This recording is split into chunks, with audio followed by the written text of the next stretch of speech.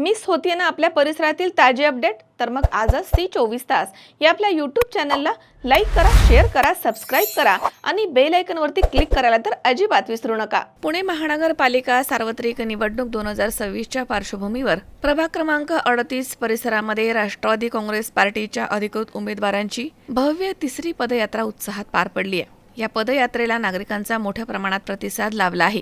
ही पदयात्रा कात्रज येथील श्री काळभैरवनाथ मंदिरापासून सुरू होऊन कात्रज गावठाण, संतोषनगर, अंजनीनगर तसेच बालाजीनगर परिसरामधून मार्गस्थ झाली।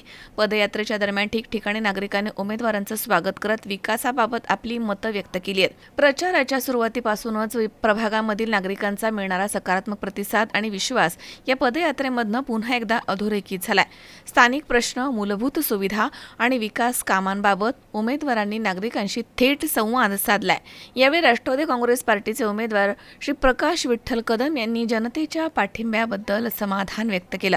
आगामी निवडणुकीमध्ये प्रभाग क्रमांक 38 मध्ये राष्ट्रवादीचा विजय निश्चित असल्याचा विश्वास त्यांनी व्यक्त केला।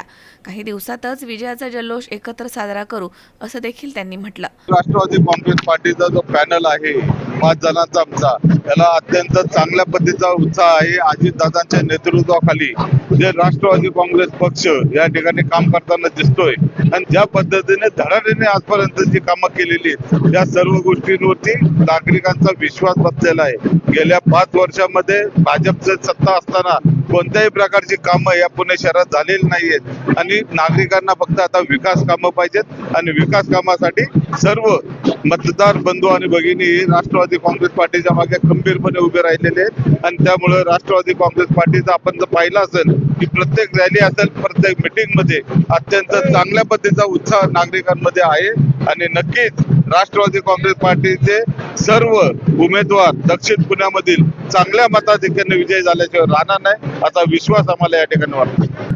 सगळ्या विरोधकांना असं वाटतंय की त्यामध्ये राष्ट्रवादी काँग्रेस पार्टीचं पॅनलच एवढा स्ट्रॉंग आहे। 4 नगरसेवक त्यामध्ये आहेत, एक सामाजिक कार्यकर्ते त्यामध्ये आहे। अशा प्रकारचं स्ट्रॉंग पॅनल असल्यामुळं दक्षिण पुण्यामध्ये मुख्यमंत्री दोन्ही म्हणजे दुसऱ्या गटाचे उपमुख्यमंत्री सर्व मोठमोठे नेते या ठिकाणी सभा घेताना आपल्याला दिसत आहेत, परंतु या सभांचा काही नागरिकांवर फरक पडणार नाही कारण गेल्या 5 वर्षामध्ये तशा प्रकारची कोणतीही कामं, विकास कामं या परिसरात झालेली नाहीत। त्यामुळे राष्ट्रवादी काँग्रेस पार्टी हे नक्कीच मतदार राष्ट्रवादी काँग्रेस पार्टीच्या मागे खंबीरपणे उभे राहतील आणि राष्ट्रवादी काँग्रेस पार्टीच्या सर्व उमेदवारांना चांगल्या मताधिक्याने निवडून देतील।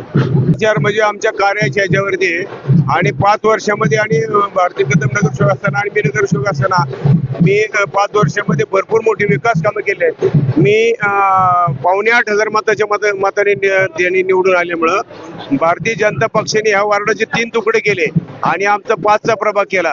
पण त्या 5च्या प्रभागामध्ये सुद्धा आमचे काही विकास कामं आहेत आणि काही कामं आम्ही आमच्या भागामध्ये केल्यामुळे तिकडच्या नागरिकांना, जे नवीन भाग जोडला त्या तिकडच्या नागरिकांना ओळखी नसेल सुद्धा त्यांना आमच्या भागातली कामं, विकास कामं माहिती आहेत। त्यामुळे आमच्या राष्ट्रवादी काँग्रेस पक्षावरती त्यांनी भरोसा टाकले आणि भरोसा टाकून आम्हाला भरघोस मतांनी निवडून येणारे 5ही उमेदवार हे घड्याळाच्या चिन्हावरती निवडून येणार आहेत हे या ठिकाणी सांगतो। आणि आमचा प्रचार यंत्रणा ही अगदी व्यवस्थित चाललेली आहे आणि प्रचार यंत्रणेमध्ये भरपूर मोठा प्रतिसाद नागरिकांचा आम्हाला मिळत आहे।